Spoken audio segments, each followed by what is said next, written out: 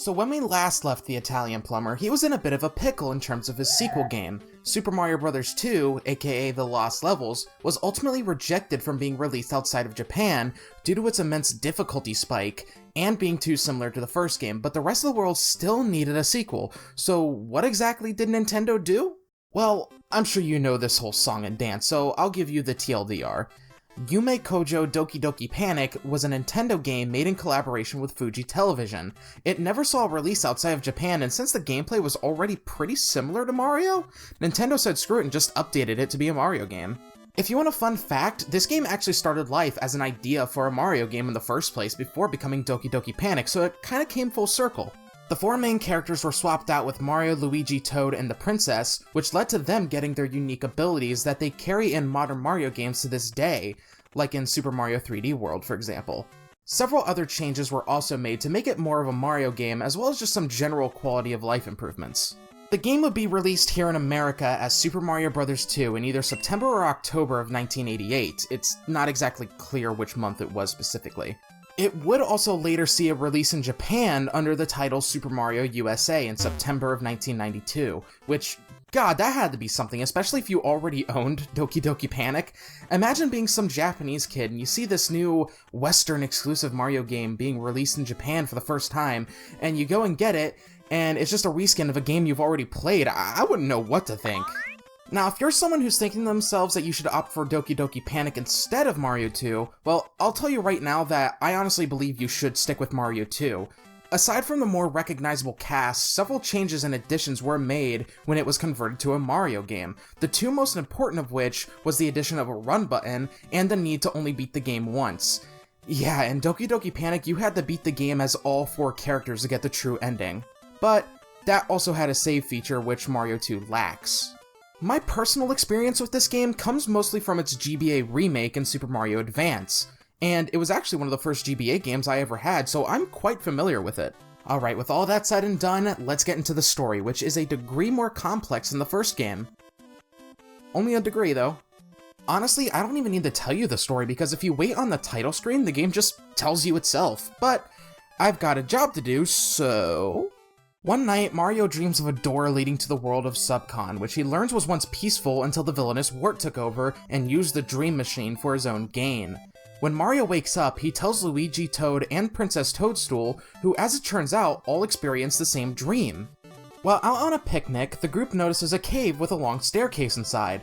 Upon reaching the top and opening a door, they all fall into the world of Subcon. It's now up to Mario and company to defeat the evil Wart and rescue the inhabitants of Subcon. Like I said, slightly more complex than Bowser kidnaps Princess Mario must go save. Upon starting the game, you get to select which of the four characters you want to play as. They all have different stats that honestly makes who you should pick vary based on each level. Mario is the all-around guy, standard jump, standard speed, he plays exactly like how you'd expect him to. Luigi has a higher jump and even does this thing with his feet that makes his jumps more floaty, but in turn, he has butter under his feet, so he slips around a lot. Toad has to have the worst jump out of the cast, but he is absolutely the fastest, which does give him some great use cases. Lastly is Princess Toadstool, who is the slowest out of the four, but she undoubtedly has the best jump in the game. It doesn't go as high as Luigi's, but she hovers in the air for a few seconds, which is fantastic for platforming. After choosing your character, you fall down into the first level, where you might already notice some differences from the first game. You see those red diamonds on the left? Well, that's your health indicator. At the start of every level, you have 2 hit points. Get hit once and you shrink in size. Get hit while small and you lose a life. There are power-ups, like 2, but they're here. Collecting enough of these cherries will spawn a Power Star, which grants you temporary invincibility like before, but you can also pull up a stopwatch which temporarily stops time.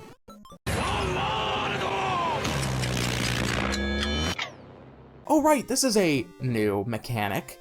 The game can pull out various items out of the ground. Now most of the time, it's vegetables that you can throw at enemies, but occasionally it'll be something like a bomb, a Koopa shell, or these magic potions that spawn these doors into subspace. When you go into subspace, you can uproot vegetables here, but there'll be coins instead, which are used at the slots game that happens at the end of a level for a chance to earn extra lives. And if you put the door in the right place, then you can find these mushrooms that add an additional hit point for the remainder of the level. Hell, if you really know where to put it, you can enter specific vases in subspace that'll warp you to a later world. Pulling up stuff from the ground isn't all that this new ability is good for, as you can also use it to pick up and throw enemies. So, I assume the creatures of Subcon are a lot stronger than those in the Mushroom Kingdom because they don't take damage from being stomped on. No, instead, you have to pick up and throw stuff at them in order to kill them. It's weird, but oddly satisfying, especially if you get a chain of enemy kills in a row. Alright, now let's see, am I forgetting anything? Oh right, the POW block! You can find these in some levels, just pick them up and throw them down and watch as it creates a shockwave that kills every enemy that's touching the ground on the current screen. Another new ability that the gang has is this super jump that you can activate by holding down until the character you're playing as starts flashing, and then you just let go and watch them jump super high, allowing you to reach places you normally couldn't. Last but not least, when you get a game over, you get asked if you want to continue. Now you have 2 continues to work with, and if you use up both of them and get another game over, then you get sent back to the title screen. Although fortunately, I don't think this game is too challenging enough for that to be an issue. World 1 serves as an excellent way to show you how this game works over the first one. Levels are still side-scrolling for the most part, but you can now enter these caves and even climb up vines for these vertical scrolling sections. Vases replace pipes, and these often lead to small contained areas that often have hidden goodies, or the means to progression. You'll also get the chance to see a lot of the new faces of this game, a lot of which return in future Mario games. Shy Guys make their debut here. They just walk back and forth, save for Sniffets, who shoot out bullets from their masks. These little fellas here are ninjas who love to jump, but they might even chase the player around from time to time. These guys on the flying carpets are called Pidgeots, who, when you defeat them, you can actually commandeer their carpet for yourself. Pokies are found in deserts, and they are tall sons of bitches. And lastly, I'll mention Bob-ombs, who walk around and explode after a few. At the end of nearly every level is a fight against Birdo, who I believe is the first ever trans character in a video game, so that's something. She's easy to take out though, just grab her eggs and throw them back at her 3 times to knock her out. She'll drop this orb, which acts as the key to leave the level. Pick it up and this, bird unhinges its jaw, which is the level exit? What the fuck?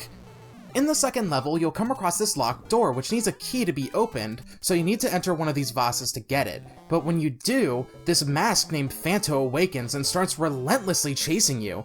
Seriously, he will chase you to the ends of the earth if he has to. Fortunately, using the key or dropping it gets him to buzz off. The third level of every world sees you entering and traversing a castle to get to the boss at the end, and these places are serious death traps with sparks, spikes, and bottomless pits everywhere, so be careful. Our first major boss is Mauser. He stands up on this platform while throwing bombs like crazy. All you need to do is catch his bombs and throw them back at him. Do that enough times and he goes down, allowing us to move on to World 2. World 2 is a desert world with lots of sand, some of which is quicksand, so be sure not to sink too far into that stuff. It also has these digging sections where you gotta dig down while also avoiding Shy Guys who fall down with you. These are levels that you want Toad for. He breezes through these sections, while someone like the Princess has difficulties with this due to how slow she is. At the end of 2-2, we encounter a new type of Birdo. This red variant will occasionally shoot out fireballs from her mouth instead of eggs, so be on the guard for that. The boss at the end of World 2 is this 3-headed snake named Triclyde. He'll shoot out a barrage of fireballs while you have to throw these mushroom blocks at him in order to damage him.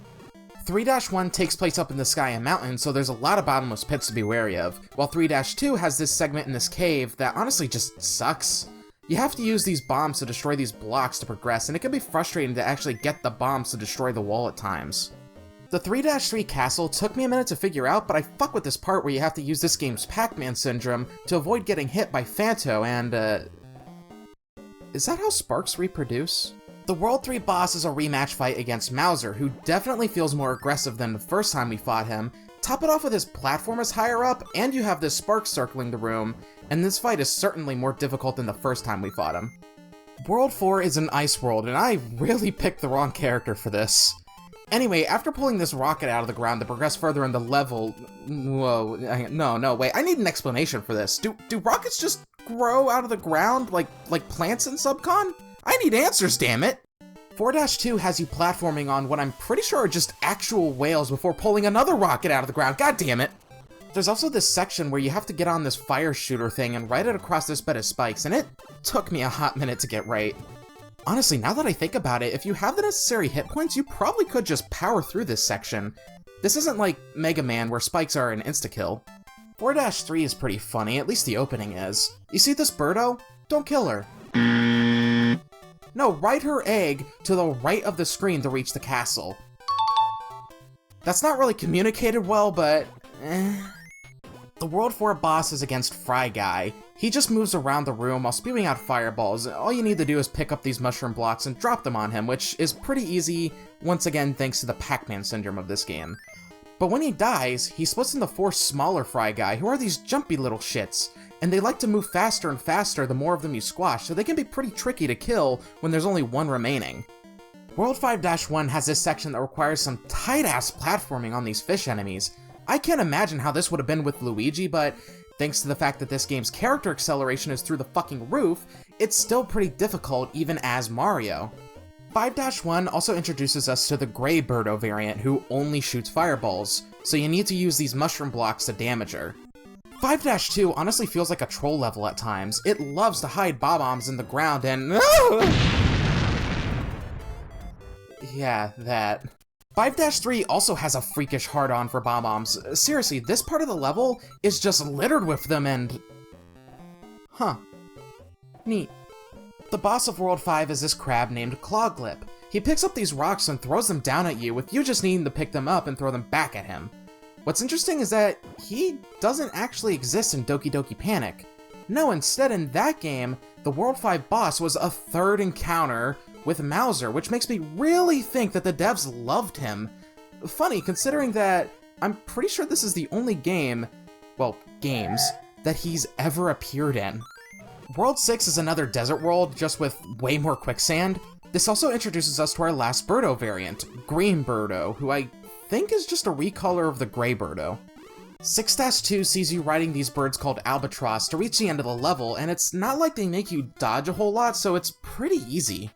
Oh, do you want to see something cool? You can skip most of 6-3 by going through this quicksand here, and immediately reach the boss fight, which is just a rematch against Triclyde.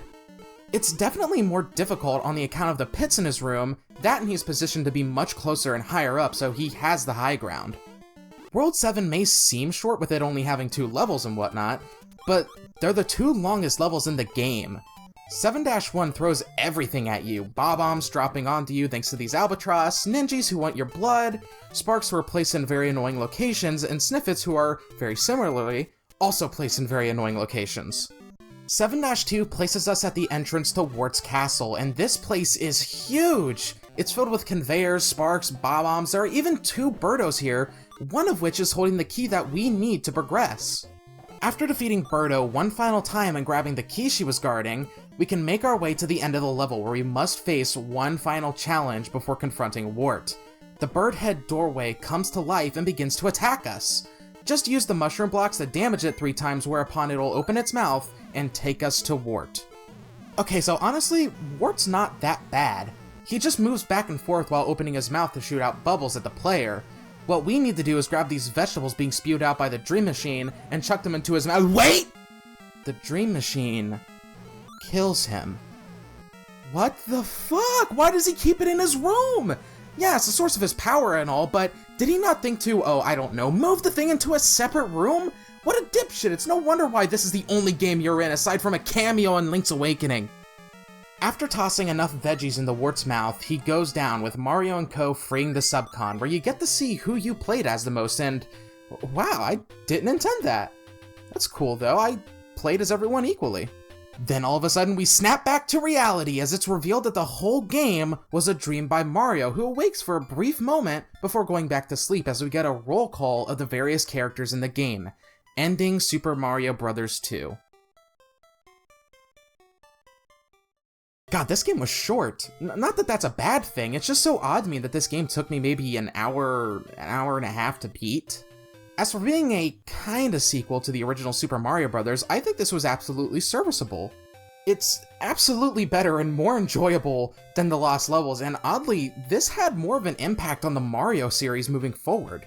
I do wish that there were more additions and changes from the original Doki Doki Panic, like maybe 2 more bosses to replace the repeat fights against Mauser and Triclyde, and adding the Fire Flower would have been cool, But at the end of the day, we still got a great game that, if it wasn't for Nintendo of America rejecting the lost levels, we would have never gotten over here, so I suppose that's a good way to look at it.